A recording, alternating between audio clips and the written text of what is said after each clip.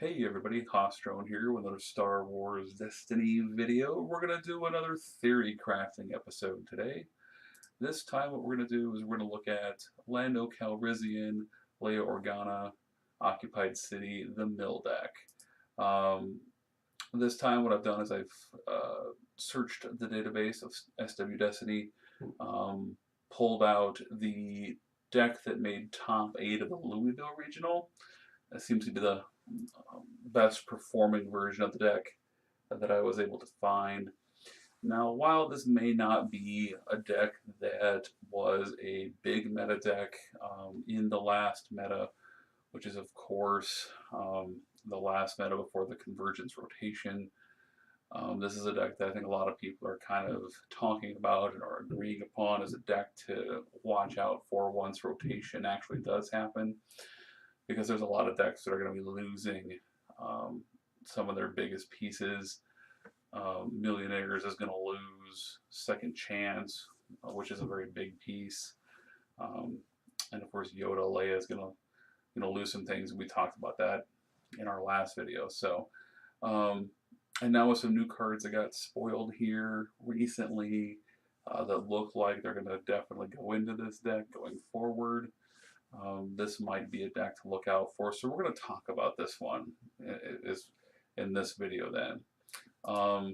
Still holding off on talking about Vader. I'm going to get to Vader eventually as to what's going to happen with Vader. I know there's a lot of people saying that he's pretty much dead. He's not going to be as good, etc., etc. And I'm not going to disagree with them, but I'm not going to agree with them either. But I'm holding off on Vader because I do think and acknowledge that I think if he's going to be good, we kind of have to wait and see everything for him, because there's nothing yet that just stands out and jumps out at you and says this is going to go into a Vader deck. So we're going to hold off on Vader for a future video, and we're going to hold off on a couple other things as well too.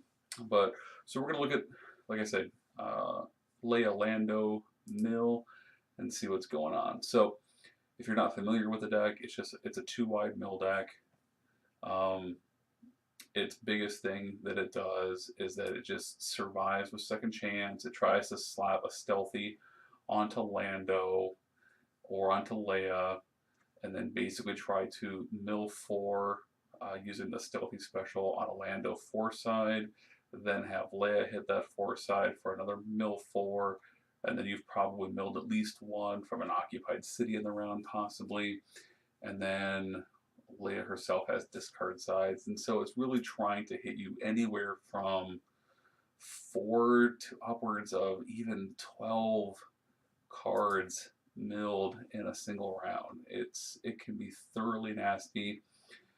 And in the Awakenings block, where you had access to Commando right here, Rebel, you could really have those Leia sides do some damage in the hand, and then once the hand was clear, you could just focus or re-roll to hit a 4 side and hit the special and just crush their deck super hard, super fast. I have played this deck in a tournament under the current standard, the pre-rotation standard, and it is very nasty when it works. The biggest problem that it has is that it's going up against Vader with all the tricks and Millionaires Club and so forth. Oh, sorry, not Millionaires, but Jin Cassian, where the Jin Cassian deck can deal the damage or punch it back with mill, depending on how the matchup goes. And there's just a lot of questionable matchups for this deck in the current meta before rotation. But like I said, I think that post-rotation this deck has some legs to it. So we'll take a look at what the deck's going to lose, and then we're going to talk about what the deck's going to gain. Interestingly enough, what the deck is going to gain is pretty limited. There's not a whole lot of options that are going to be available to the deck. So I think, at least for now, until all the cards have been revealed, there's going to be a lot of this deck's going to kind of build itself for the most part. So your only real leeway is whether or not you run 1 copy or 2 copies of certain cards and so forth. But so to start with, what is this deck losing? Well, first off, it's going to lose Hit and Run. Just like the Yoda Leia deck, it too is going to lose the Hit and Run commando raid, punch in their hand without them being able to respond. So that is definitely gone. I mean, I don't think that hit and run's going to come back. The new block looks like they're definitely, the designers are moving away from ambush. Or if you get ambush in a very limited sense. You're not going to be able to do big, powerful swings like hit and run. And then Commando Raid, I definitely think that Commando Raid, I think, is a mostly fair card. It might get reprinted in the future, but I think it'll only get reprinted in the future if they continue to kind of shy away from ambush. So, because Commando Raid without ambush is fair, you can see it coming, you can deal with the discard die, but with ambush and hit and run, it's pretty gross. But for now, they're going away. Hyperspace Jump, going away. We already have the new,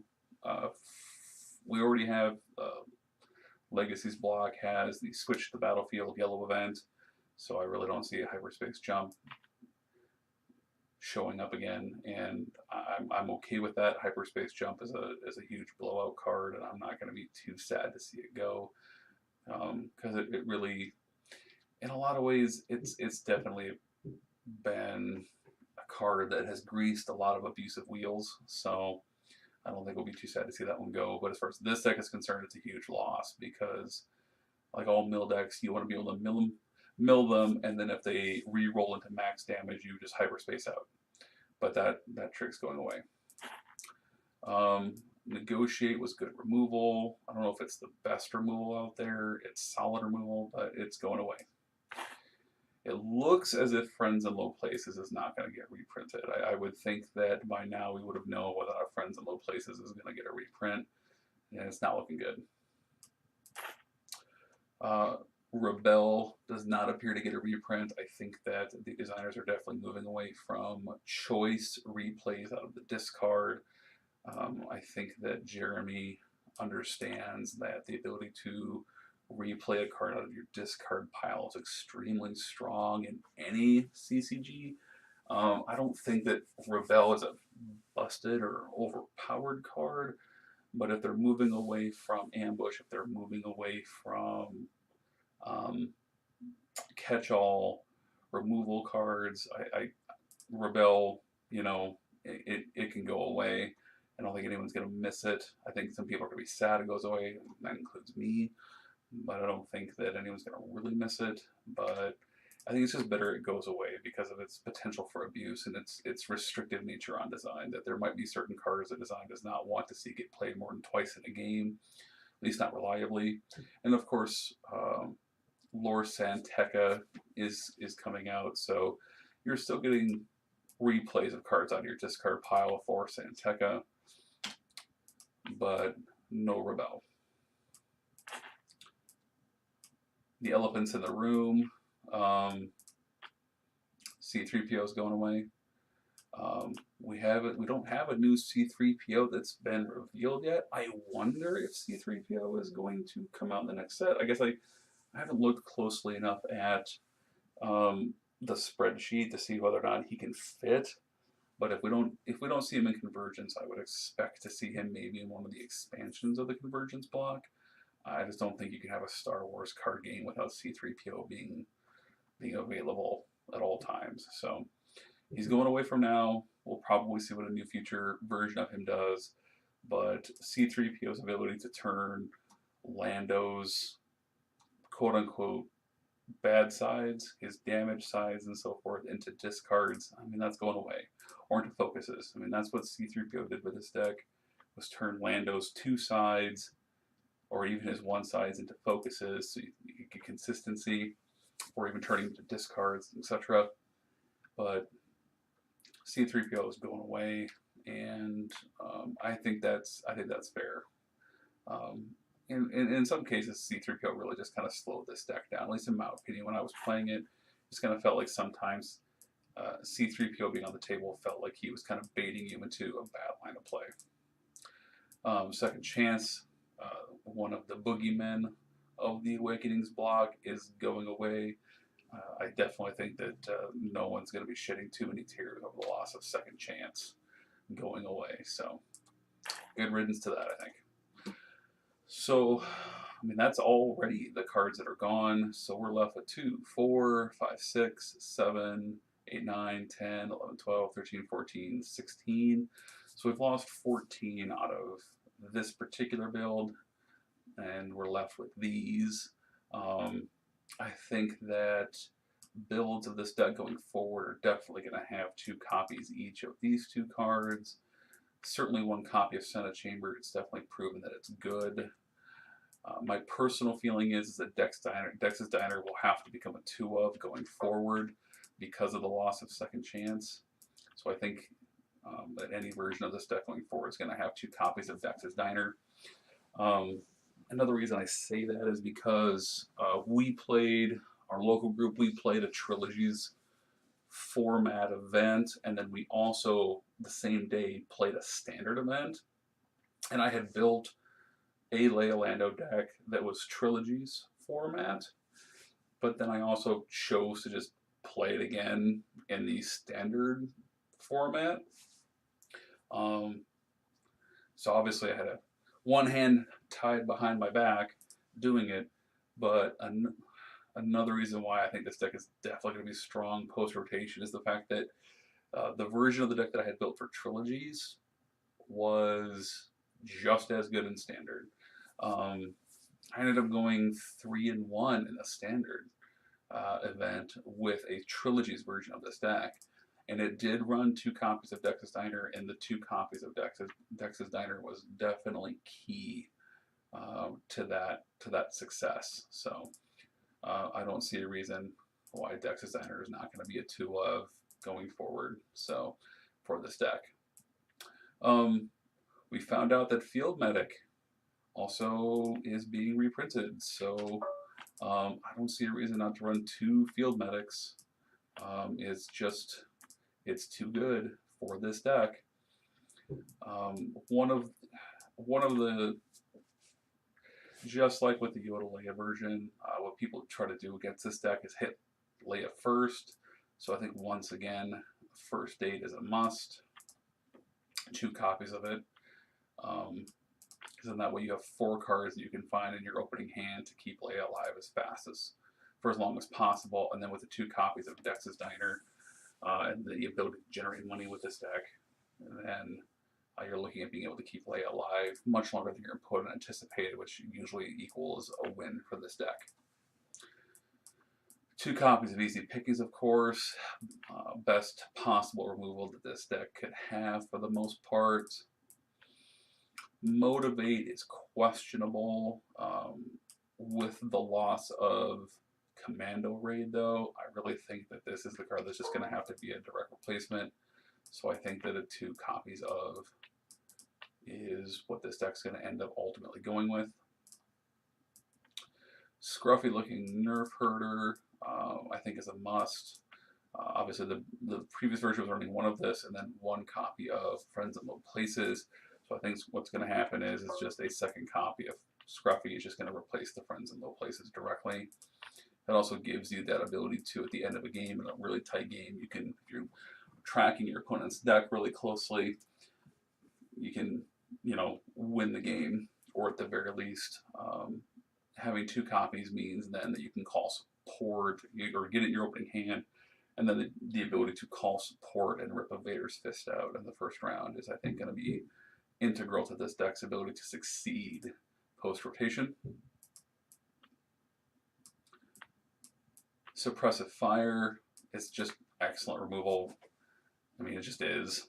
You just, for 0 cost, you can set it and then wait for it to be relevant, and that's just good. So I don't see a reason to move away from 2 copies of Suppressive Fire. Okay, so Way of the Light, I definitely feel like was this deck designer. He was playing a card that was just good, solid removal, but it was good in the meta that he was playing in or what he expected to play against. I mean, this is definitely a questionable ad. I mean, this card staying in would just be a question of what kind of other removal do you have and in the format going forward. And since it doesn't look like we're going to get a whole lot of good removal going forward, the designers are definitely creating or focusing more on limited removal. being able to hit any die that's not directly attached to a hero card is pretty good, so we'll leave it in for now, and then it might be a cut later, but I can definitely see why it stays for now. Okay, so moving on to what I think is going to be very much the cards that are going to go into this deck going forward. We're going to start with the support. We'll start with the tech, and then we'll move on to the removal. It was just recently spoiled, but Moxie seems to be an obvious include into this deck. Having the ability to get a second power action out of Leia is just too good for this deck. It's just too good. I mean, the question with Moxie in this deck is going to be, do you really want to play it round one? Because if you're spending 2 resources to play it round one, and then you probably don't have resources for field medics or first aids or Dex's Diner or other kinds of removal. So I definitely think it's going to go in the deck, but whether or not you want to play it early versus play it mid-game is going to definitely be just, you know, learning how to play the deck and learning how to play certain matchups. I mean, obviously, if you play in a mill mirror, this card becomes amazing and it becomes a must mulligan heavy for, because then you don't need this and you don't necessarily need the removal as much, and then the Moxie becomes huge in the mill mirror. So Moxie for sure is going to go in the deck, and it's going to for sure be a 2 of. But whether or not you want to have it in your opening hand or not will be learning how to play the deck in the matchups that present themselves as the meta shakes out.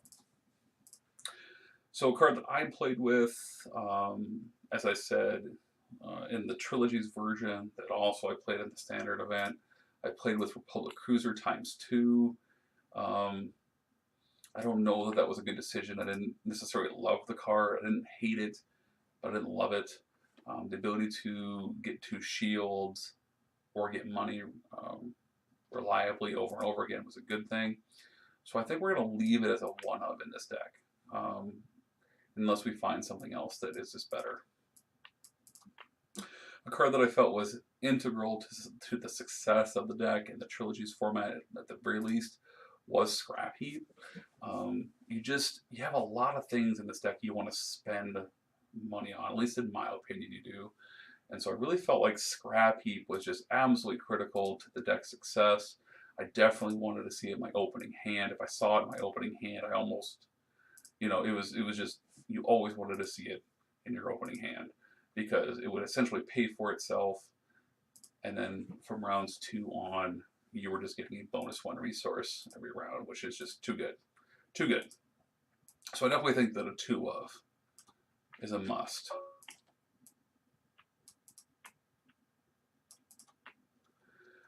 So now we're going to move into the tech. I was playing with 2 copies of Impulsive, and once again, I liked it. I didn't love it.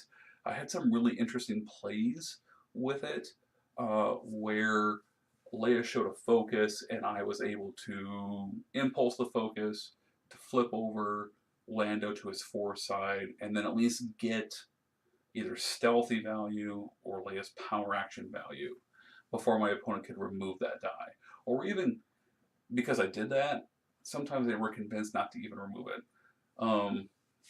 So I felt like it was a good card for the deck, but I don't know if there's room for it. It really is a tech card. So we're just going to put it in here as a 1 of right now, and we'll come back to that. New piece of removal. Remove a droid or vehicle die for 0 with electromagnetic pulse.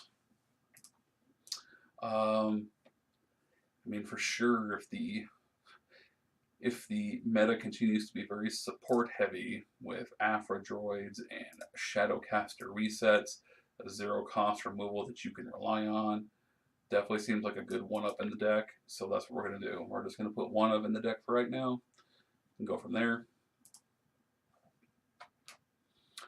Strike Back. So you have the potential to have all 3 of these be relevant, because you do have the ranged side with Lando. Not that it matters because you're not trying to deal damage. But with the focus side, for one, if you hit a focus and a discard on Leia, which doesn't, I don't know how often that's going to happen realistically, but it will happen. Then you can get a free focus and a free discard. Or even if all you do is land on the focus, you get a focus. Or if you just land on the discard, you get a bonus discard with this. Obviously, it's probably strictly inferior to Scruffy looking Nerf Herder as far as the discard is concerned. And I don't know whether or not having that ability to get a free focus is going to be worth it or not. So I don't know how good this card is going to be, but I threw it in because into this pile because it just seemed like it could possibly get used. Now, an interesting card is Flee the Scene. Remove up to 2 dice, but then you must pass your next 2 turns. We don't know necessarily what all removal is going to be post-rotation, but this deck doesn't necessarily move quickly because it's trying to make sure it sequences correctly. And if your opponent claims, that's not a problem. You can then just run out what you're going to do.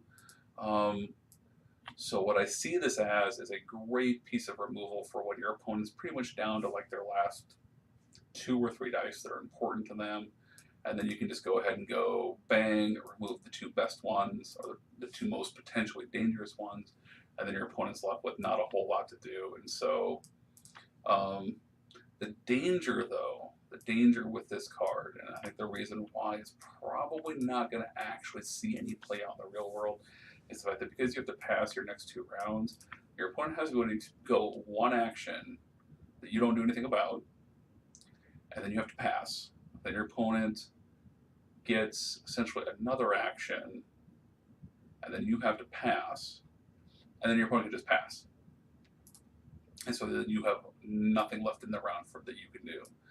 And because your opponent can basically just get 2 actions and then pass, and then end the round because you passed, it's very dangerous. So it kind of works counter to the idea of the deck being able to go long in the round. So for that reason, it was a thought, but I don't really see it being a good thought. Now, a card that I did have success with in using that I felt like was really, really good was Improvised Defense. I think that a lot of other content creators and players are seeing that focus sides are very prevalent right now. There's quite a few of them in the Legacy block, and there seems to be a lot of them coming out in the Convergence block. And as long as focus remains as strong as it is, the ability to kind of counteract focus is going to be relevant. So I definitely feel like Improvised Defense goes into the deck, and I definitely feel like it's a 2 of.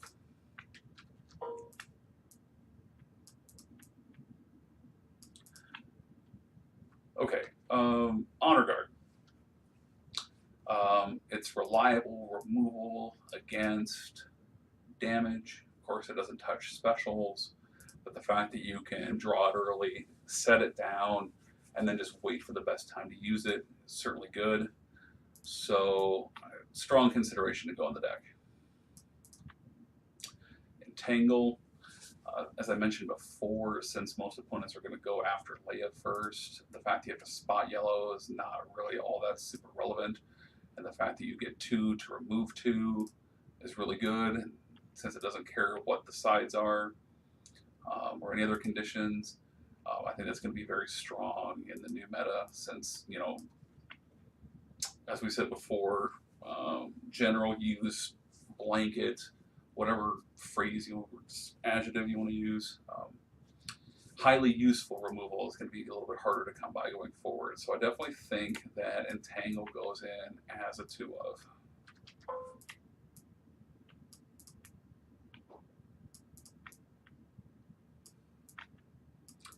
And then we have the last card to look at as a Risky Move. I've had a lot of fun and success with this card. Again, I think the spot yellow is not going to be relevant for most games. The fact that your opponent gets to get an ambush keyword on their next card that they play is not that big of a deal, because it's not like they get to discard a card, reroll, and resolve. They just get you play a card and it has ambush. It's really only dangerous if the card that they play is, re-roll some dice or, turn a die to a side, which is the risk you take, hence the fact that it's a risky move. But, it's not going to be that prevalent, I don't think. So I think that risky move is a solid piece of removal in the new format. So, so that's what we got. Like I said, I don't think these cards are going to see play, but I just wanted to mention them. So we've got 2, 4, 5, 6, 7, 8, 9, 10, 11, 12, 13, 14, 15, 16, 17, 18, 19, 21, 23, 25, 27, 29, 31, 33. So we basically have 3 cards to remove in order to basically have a deck. So I think the impulsive goes, as much as I liked it. I don't think it's super relevant. I don't think it's necessary for the deck. As much as I like Honor Guard, the fact that it can't remove a special in a pinch is a problem, whereas Risky Move can do that.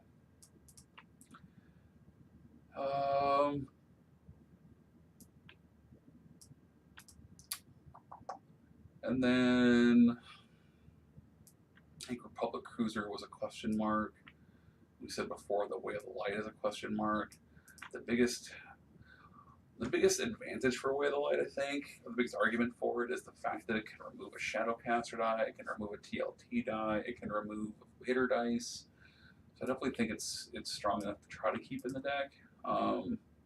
I think for that reason, because it's generally useful and Electromagnetic Pulse isn't necessarily useful, we remove that one.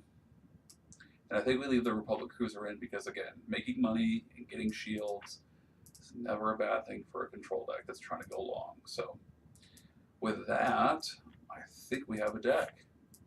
Just group it together and double check to make sure we have 30 cards, which we do. So there we go. This is definitely what I think, as of right now, what Leia Lando is going to look like as a mill deck. Once rotation happens, of course, there's still a few more cards yet to be revealed, but I think once rotation happens, this is pretty much what you're going to see. Maybe plus or minus like 2 or 3 cards, depending on what else gets shown. But yeah.